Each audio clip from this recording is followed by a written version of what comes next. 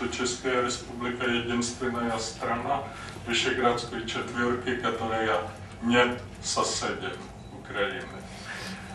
Но это не значит, что мы не заинтересованы на стабильности Европы, потому что, когда вы бы посмотрели на карту, существует только две страны в рамках Евросоюза, у которых практически нет границ. Это Люксембург, это Českая Республика. Просто нашими соседями только члены Евросоюза.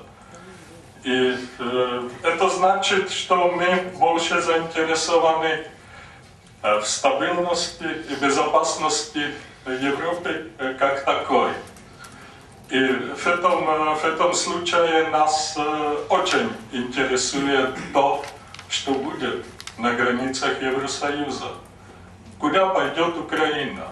Или она будет интегрироваться в Европу, или она останется какой-то частью так называемого постсоветского пространства.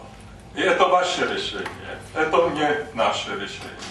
И у вас надо сейчас просто решить и выбирать свою путь. Не только вашим политикам, то и вам.